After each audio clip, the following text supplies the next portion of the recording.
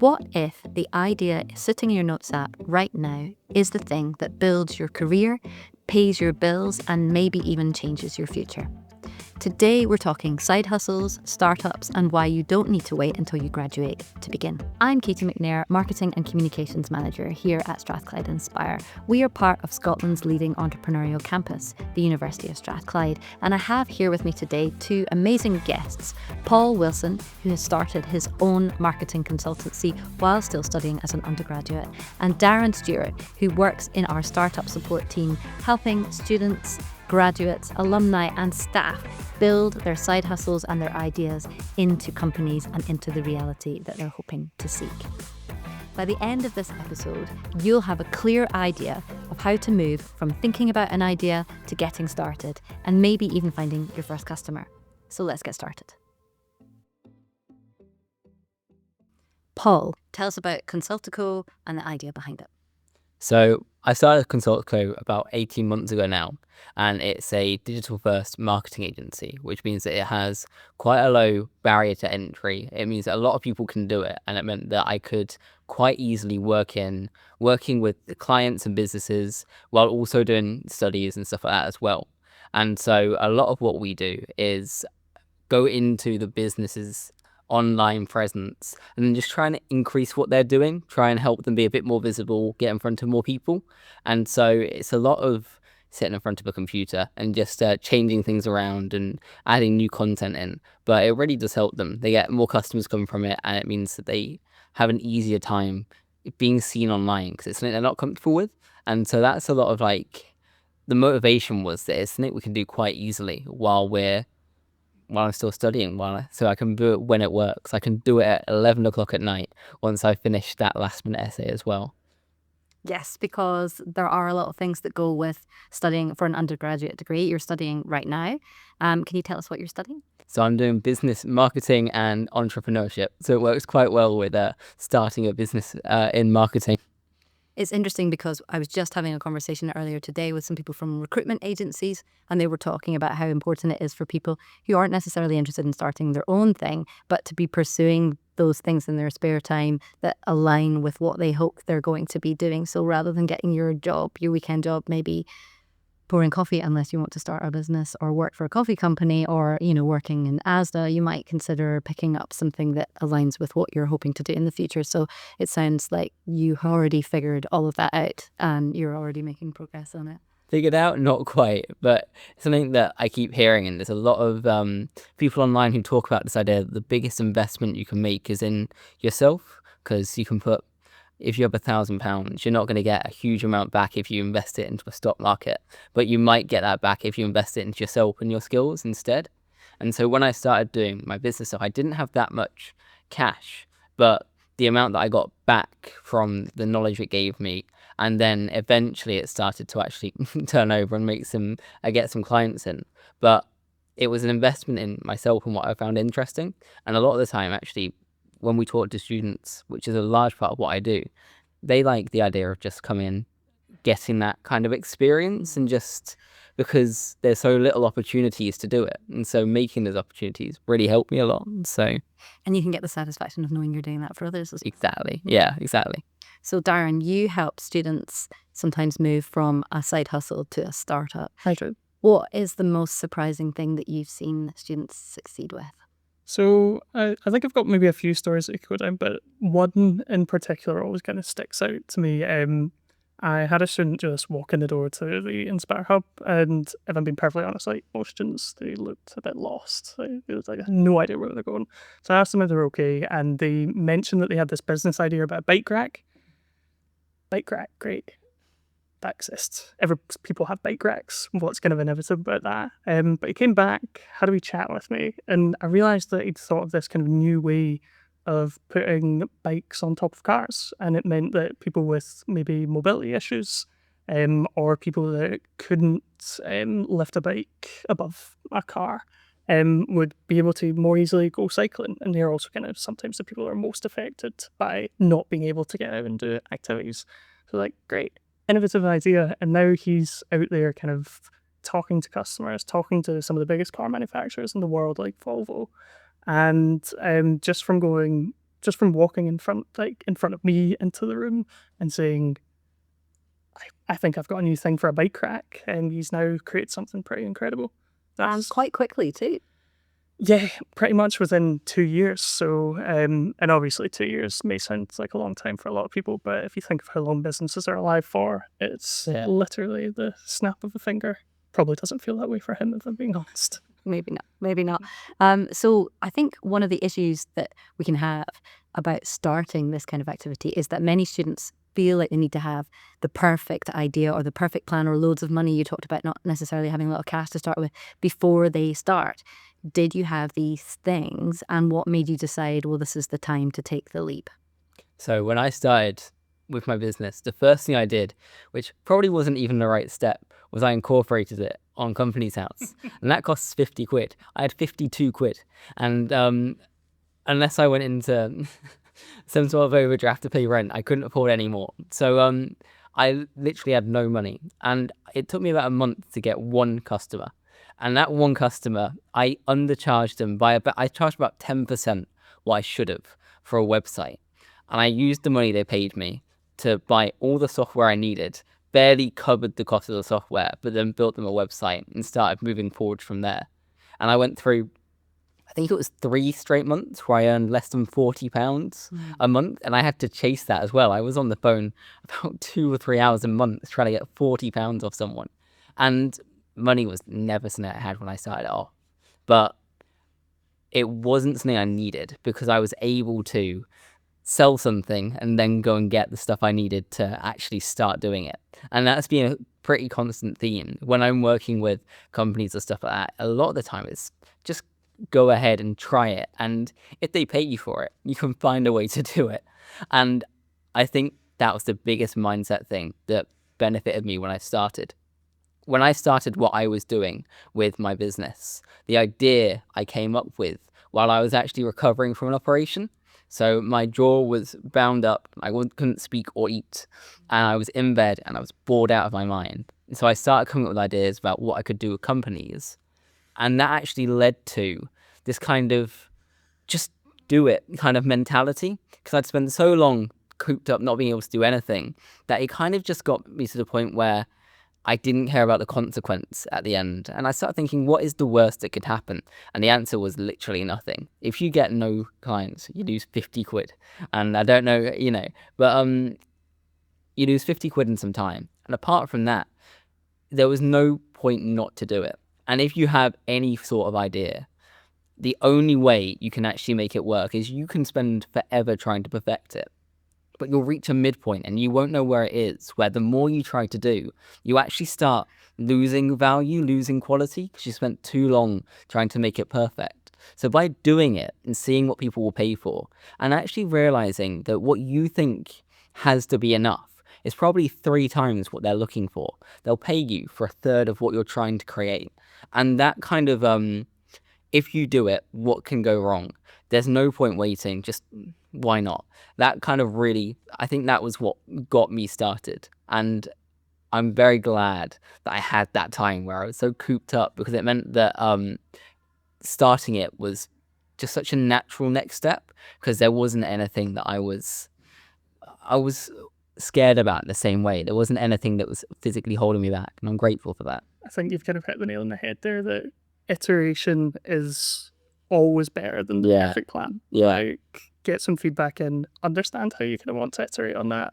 If you sit there and just ruminate with things in your head, that idea is never going to evolve to the next stage. Yeah. Can you speak to that a bit more, actually, this idea of iteration, because it might not be familiar to everyone who listens. Yeah, what is iteration?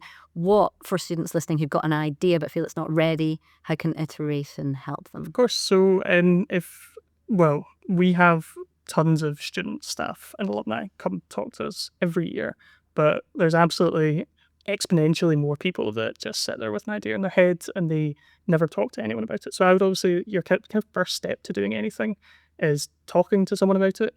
Sadly, your talking was not, you weren't able to do that. You were stuck in a room, but at least you're able to talk to yourself and be able to do something with the idea.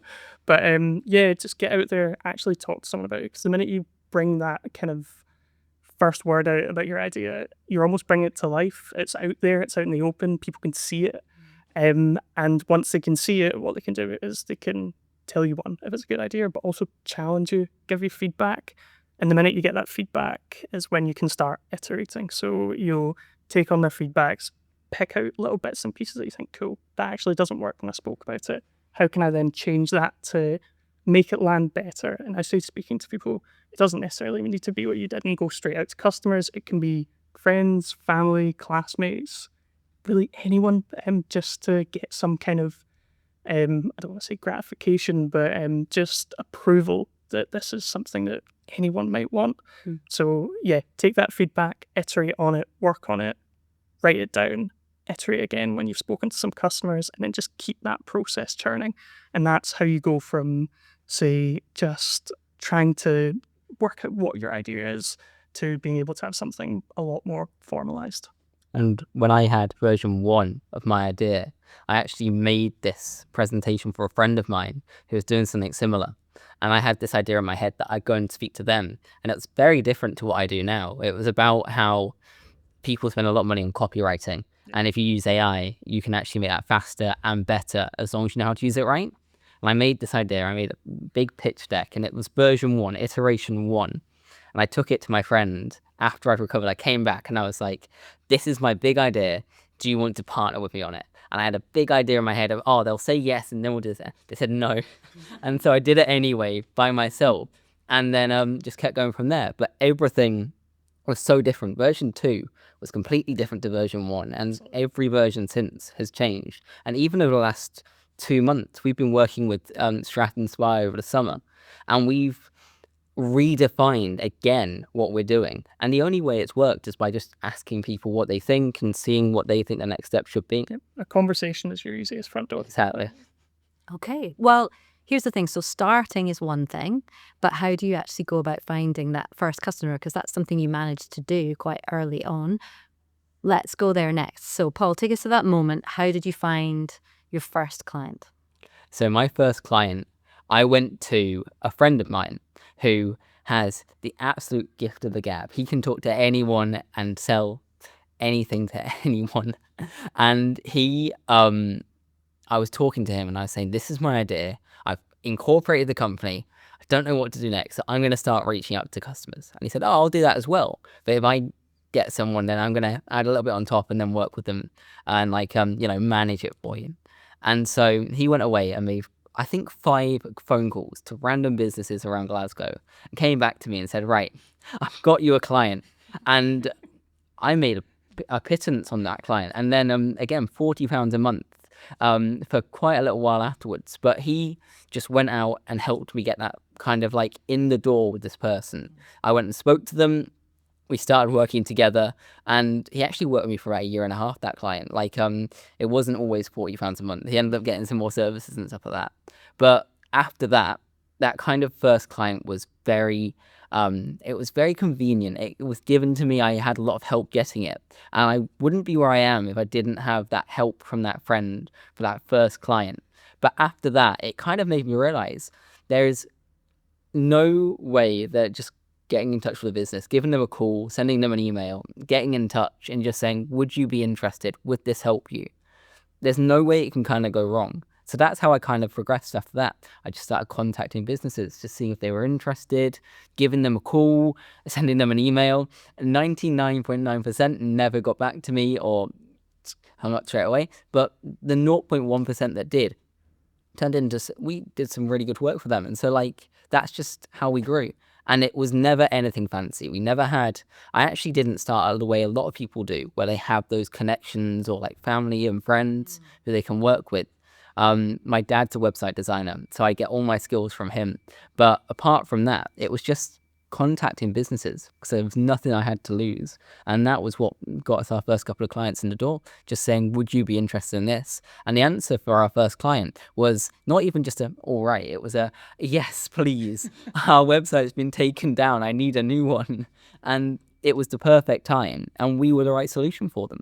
So yeah, just call them, see what happens. Because if you hadn't been the person to ask, someone else would have asked. Yeah, exactly. And so why not you? Yeah, exactly. Okay, so Darren, if a student comes to you and says, I've got this idea, I've made a start, I need a customer now, to get going, what is the advice you would give? So I think, Paul, you can hit a lot of the stuff pretty much on the head, but stripping it back, realistically, when you're going out to those customers, you have to understand what value you're actually giving to them. So I guess in your case, Paul, it would have been, I can create you a really good website and we can get a few more clients in. I'm sure you said 1 million clients by the end of the year.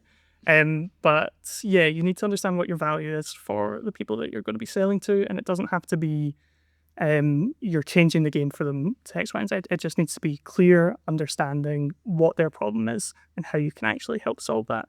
And once you understand that value proposition, you can then start talking to your customers and trying to sell them something. And sure, you may not get your sales the first time. Paul, you're pretty lucky. You got a pal. That's great team building. Love to hear that. But if you're not successful the first one, you might need to understand, where are my buyers going to be? So are they online? Do I just need to call their businesses? Am I selling honey and I need to go to honey conventions? Like, you just basically need to work out where the people you're going to sell to are and then test your value proposition with them. And that will more than likely give you your first sale. If it doesn't, though, again, we always go back to that iteration. Cool. They said no. Why did they say no? What questions do I need to ask to get the best feedback for myself? Then you can build upon that. And hopefully by then you would have maybe a little bit of money coming through, and you can feel a wee bit comfortable about what you're doing. But yeah, that's kind of what I would look at as the first point of trying to get that first customer.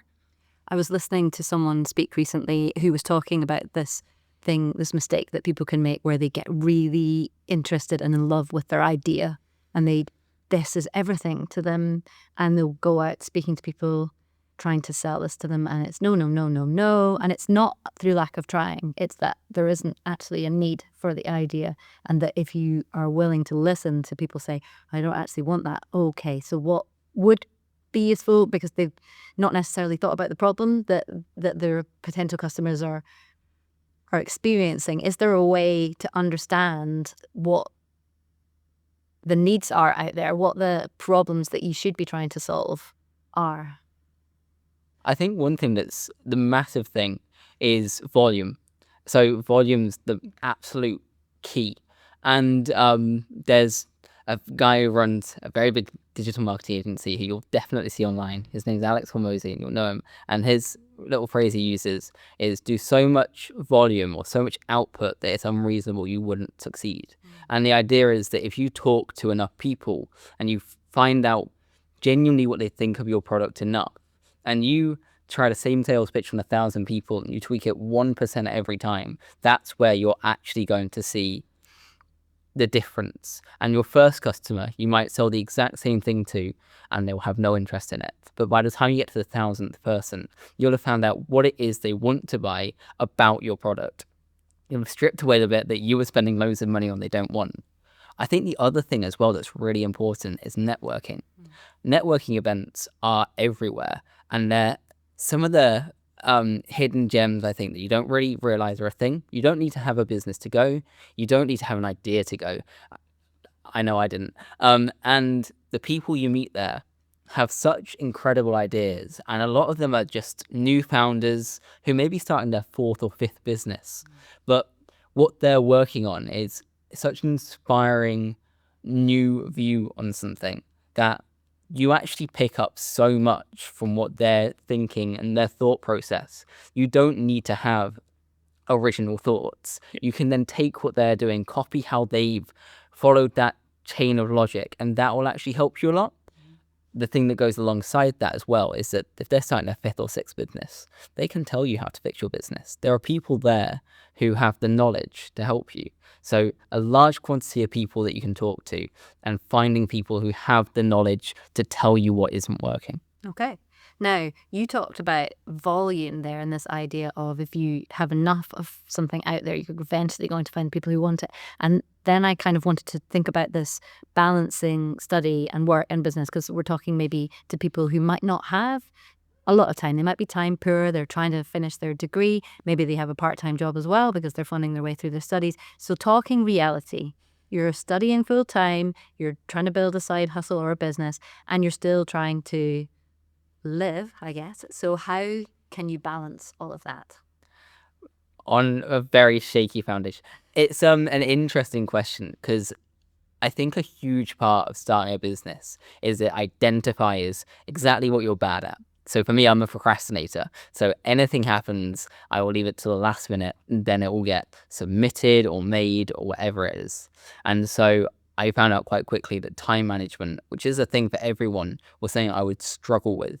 So I had to be very strict with myself and actually set myself personal goals and professional goals. Yes, my uni projects are going to be done more than a week in advance. And also, that client project is going to be done well before the deadline, because otherwise something else comes along and you're kind of scuppered.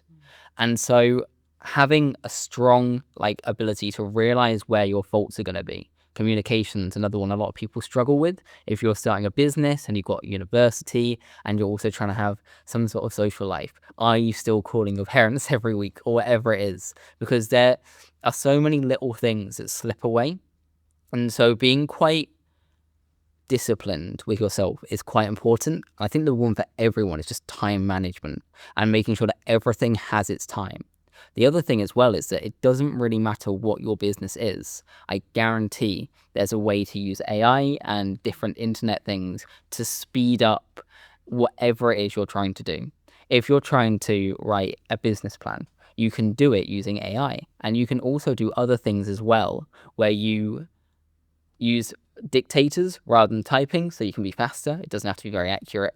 All of that kind of thing adds to the speed of which you can do things, the efficiency of which you can do things, and means that you can keep your discipline and remember what actually you want to keep as core of your personality. Your business might be your primary focus, or it might be your secondary, and there's no right or wrong answer, but you've got to make sure that either way, whatever your primary focus is, you're doing it in a tandem with the other things that are still important in your life. Mm-hmm. Yeah, it's definitely a balancing act. Darren, for any ambitious students listening, what are common pitfalls you see when someone tries to juggle everything, and how can we avoid those?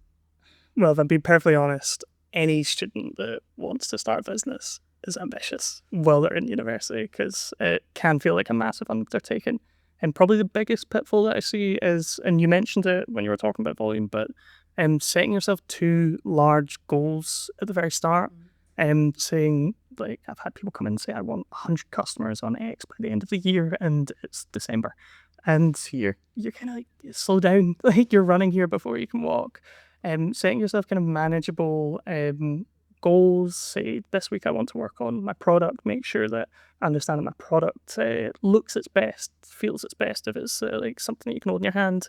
Or even just looking at your business model, saying, I want to refine this piece of my business today. Setting yourself really small, actionable goals to then build on that. Because if you keep making that business 1% better every day, then eventually you're going to have something really magical. But you won't get there if you set really kind of behemoth goals. And then if you don't meet them, you feel, cool, this business is a failure. I don't want to work on this anymore. That's just not how things work. Okay, so little by little is better. Absolutely. Yeah. 100%. What point do you think, I'm talking about sort of scaling, once you have made a start, a side hustle become a direction of travel? So someone has started something, they maybe didn't even really know what they were going to do with it, but it started to take on almost maybe a life of its own. It's more successful than they thought. What signs do you look out for to let you know, oh, actually, I could switch to this and make this everything rather than this thing that exists on the side? It's definitely nuanced depending on the business, but I think, and Paul, you can kind of jump in here if you feel like any of these points were triggers for you. But if you feel like you're starting to get, say, some kind of recurring customer revenue, so you've got the same people coming back, and when I say recurring customer revenue, it doesn't need to be, say, £1,000, £2,000, £3,000 a month. It can be something as little as £40 a month. It can be something that just keeps coming in and people keep coming back to you and saying, yeah, this is something I want, yeah, this is something I need. They go away, maybe try another service, but then they come back again because they're like, actually, yeah, I really enjoyed what we did together and this was great. This was a great customer experience. That's kind of giving you the hints that, okay, there's people that want this, there's more people that I can potentially get into this. Another thing is making your business model and your revenue generation repeatable. So if you start to feel like the chaos of scrambling to find that first customer, scrambling to find the first 10 customers, is starting to calm down, and almost these, talk about AI making automation easier, but you yourself are essentially becoming more automated in the way that you deal with all of this. That can be the sign of travel, like, okay, I'm pretty much on my road to being able to do this without the stress of everything else. So yeah, those are kind of a few key triggers that I would look out for. And that's also potentially a good point if you start to feel that comfort in it, to say, I'll make something more formal. I might go chat to, say, a Strathclyde Inspire, a business gateway, some kind of ecosystem support organization that can then help me really formalize this as a business. I probably wouldn't advise starting up a business on day one. Some people can do that, it might work, and for you it has worked, but that is definitely jumping. Well, you did just jump right into the thick of it. So what was the scariest or the most exciting part of making this a company? I think in the first summer that we were active, I had quite a bit of work, and I was talking to another company, another agency like mine, and they specialized in one specific service, and they had a few clients on. And so we said, tell you what, why don't you come work for me, which is terrifying on its own. We set up pay-as-you-earn, all the payroll stuff, and said, why don't you come and work for me? We'll move your clients over, we'll give you all the support you need. Anyway, we moved them over, but then a couple of their clients fell through and then stopped working with them. And it meant that we had an employee on board and we had to do a lot of work like that. And that meant there was a real tangible, you have to now go and actually make revenue. You have commitments that you made and you have to go and like make that work. And that was probably the scariest thing. It was now I'm not just spending £200-300 a month on bits of software that I can cancel. It doesn't really matter. It means now I've got people that I'm looking after and I've got to make sure that this works. I think that's probably the scariest thing. And also when it goes wrong. So every now and again, I went on a little weekend holiday and I can't remember where I was. So in Europe, and I was with a friend. I got a call on the Saturday from a client I was working with saying everything has broken or everything has gone wrong. It was something catastrophic. I can't remember what it was. And I spent my entire holiday just sat on a computer trying to troubleshoot these issues. And that was something that I hadn't expected. Like I actually had to take real responsibility for something. And then the idea that the consequences could have come back afterwards, it meant I had to work really hard on making sure that didn't happen. I think that was the biggest, scariest thing. It was consequences. My actions might have consequences. Oh dear. I think that was probably it. I think that consequences piece is really interesting because I sometimes find that people are way more likely to come and speak to you if, speak to Strathclyde Inspire if they have say, organisation, someone official starting to look for their services, and it's the panic that it sets in. It's like, okay, I'm not just making bits of artwork anymore. I've got the British Museum asking me to be their supplier. It's like, I need to do something here, and that's obviously a really big trigger to say, okay, cool, I need to do something about this. But it's absolutely the same as those kind of smaller triggers. It's just a little bit more in your face. Yeah.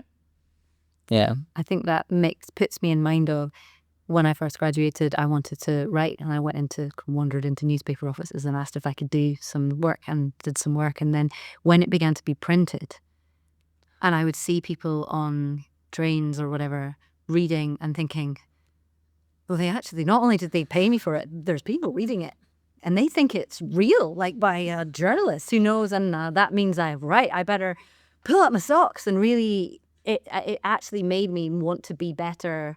I obviously was of a standard that I would get into that world. But when I realized that not only was I in the world, but people were reading and sometimes making purchases based on things that I was writing about, it made me kind of realize the responsibility of that and the consequences of, well, I really want to make sure that I am writing things that I truly do believe in and that I think are worthwhile reading, because there are people over there reading it. And it was quite a wake-up call from the theory to the real life practice. I can say the exact same thing when people started asking me about startups. It's like, you want my opinion? Startups is great. Okay, sure, why not? There's a huge imposter syndrome. Yeah. And every single entrepreneur that I know experiences it. I get it. massively. And it just comes when a big thing for me about, oh, well, why should I take this seriously, was when I stopped having to chase people to try and get them to work with me. They came to me instead. But when you start working with someone like that, and you're able to charge not the minimum price, but like a price that actually lets you live. Value your service rather than your price. Exactly. Absolutely. You just feel so kind of it's that overwhelmed idea again. Like, people are actually seeing this, they're wanting this, they're seeing the results from it, and you actually have to make a choice at that point. Like, do I go for that British Museum commission, or do I now take that time, step away from it? And I think that's a big litmus test. Are you actually going to want to dive into it because there's a lot of work involved? Or are you going to take a step away? Well, there's nothing wrong with that, but you don't get the benefits that eventually come. And a big part of that imposter syndrome is that it pushes you to actually do a better job. And when you look back 3 months later and you're like, oh, actually, you can see how sales have increased for this client or that client, that's when you can kind of go, that's actually worked. That I did do it. It did work. I did make those sales. I did write that article. And it makes a big difference. So I feel like you've given us so much information that's going to really help people crystallize what they need to do next. It's going to help them feel less alone in the idea of, oh, might not know exactly all the answers here, but I'm going to give it a try. It'd be great if we can have some just rapid fire, quick takeaways that will help people even further just light a fire under them, get going. So quick fire, one sentence each. What is the number one mindset shift that students need to start a side hustle? I'm going to be first. Nothing can go wrong worse than nothing. I think I may have already said this, but That's okay. Iteration beats perfect planning any day of the week. Okay, brilliant. What is the best first step anyone could take today? Come talk to Strathclyde Inspire. Okay. Shameless plug. If you're a student, if you're a graduate, if you are a member of staff, alumni, you can come and talk to Strathclyde Inspire. Yes, okay. Yeah, I think kind of on a similar note, talk to anyone and everyone who will listen, and talk to people who won't agree with you as well. Okay, yes, absolutely. What is the biggest myth about entrepreneurship that you think needs busting? The big ideas are hard to come by. Anyone can have a great idea. It's the people that action them that are really valuable. Okay. Not about the ideas, about the people. Not about the idea itself. Okay. I don't think entrepreneurship is about gratification, immediate gratification. It's about building something so that at the end of it, you have that satisfaction that you've built something. And the day-to-day is very hard, but when you look back at what you actually achieved, that is why you do it, and that is why it's always worth starting. Some people start that first step and are like, this doesn't feel as good as I think it does, but it's never the first step. It's always about the last. That's brilliant. Thank you so much. I think what you've talked about today, it kind of just proves that you don't necessarily need to sit and wait until graduation. You don't need to sit until everything is perfect or everything is clear. You can start a side hustle really as soon as you feel able. And confidence really comes from action. It comes from iteration, getting feedback and adjusting based on what that is. And that failure will be part of it and that consequences will be part of it. But that is all just part of the tuition, really. So if this episode is something that has brought you some clarity about where you want to go next, and it's brought you some confidence about being able to take those steps, please do come and talk to Strathclyde Inspire. Talk to a friend about what it is you want to do. Maybe they'll want to get involved as well. The only wrong move here, really, I think, is not making a move at all.